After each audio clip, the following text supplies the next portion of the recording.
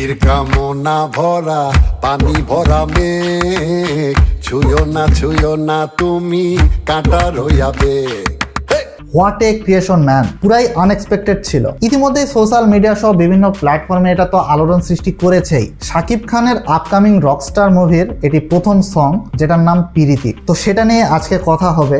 শুরুতেই বলে নেই যে এখানে কথা দিয়েছেন হাসান রুবায়েত, এখানে সুরের কাজ করেছেন আহমেদ হাসান সানি, পরিচালনায় ছিল জাহিদ নীরব এবং কণ্ঠ দিয়েছেন স্বয়ং পান্থ কানাই। শাকিব খান জাস্ট অসাধারণ করেছে। আপনারা হয়তোবা দেখেছেন যে গানটার শুরুতেই শাকিব খানকে ধাক্কা মেরে জেলখানায় প্রবেশ করানো হয়। তারপর থেকেই তার যে পারফরমেন্স, তার হাত পা চোখ পুরো বডি যেন অভিনয় করছে। এই ক্যারেক্টারের জন্য সে নিজের গলার রগ জাগিয়ে তুলেছে, যেন মনে হচ্ছিল যে ক্যারেক্টারের যে ব্যথা, যে যন্ত্রণা, সে একেবারেই খুবই সুন্দরভাবে ফুটিয়ে তুলেছে। It's call dedication. সে কয়েদিদের থেকে অনেকটাই দূরে দূরে ছিল এবং সে কিছুক্ষণ পরপর চমকে উঠছিল।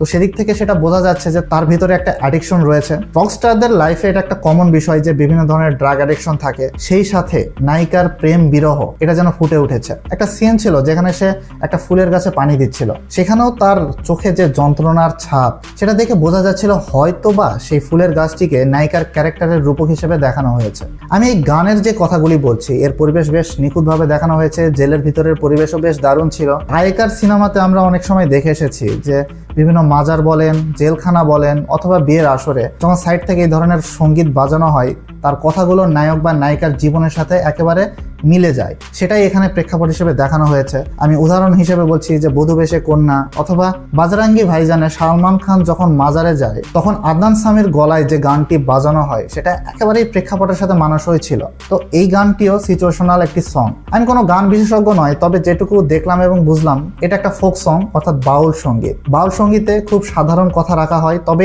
এই কথাগুলোর মর্ম বা মানবিক প্রেমের যে অভিব্যক্তি এটা খুবই দারুণ হয়। তো এই গানে সেই ফিলটা ছিল। অনেকজন মিলে একটা আসর জমিয়ে যে গানের উত্তেজনা সেটা ক্রিয়েট হয়েছিল, একটা মজলিস জমানো ব্যাপার এই গানে ক্রিয়েট হয়েছে। সেই ভাইবটা আমি ফিল করতে পারছিলাম। এবং আপনারা যখন এই গানটি দেখবেন, প্রথমবার অত ভালো না লাগলেও কয়েকবার শোনার পরে সেই ফিলটা ক্রিয়েট হবে।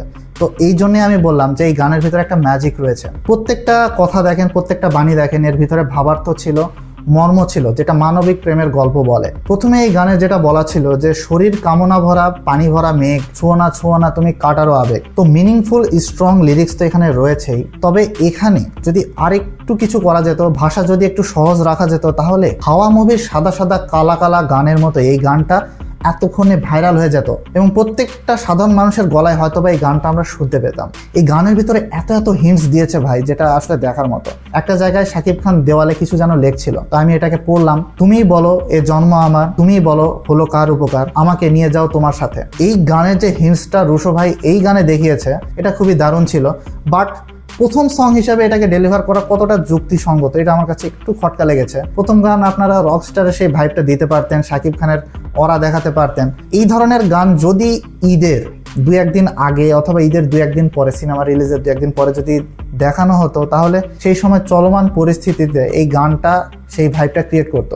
দর্শক বলতে এই গানটা যখন আমরা হলে শুনেছিলাম তখন সেই রকম লাগছিল, বা এই গানটা যখন আমরা দেখছিলাম তখন সেরকম লাগছিল। জানি না এটা কোন মাস্টার স্ট্রোক নিয়েছে আমাদের রুশো ভাই। তো পুরো গানের যে ম্যাজিকটা ছিল সেটা পান্থ কানাই এবং সাকিবের দারুণ পারফরমেন্স। বাদ বাকি মিউজিকের যেটা সেটা তো আমি বললামই। আপনারা এখন গিয়ে দেখে আসুন এই গানটা আপনাদের কাছে কেমন লাগে। যদি আমার সাথে আপনি একমত হয়ে থাকেন তাহলে অবশ্যই লাইক এবং শেয়ার করবেন এই ভিডিওটি, আর কেমন লেগেছে তা লিখে জানাবেন কমেন্ট বক্সে।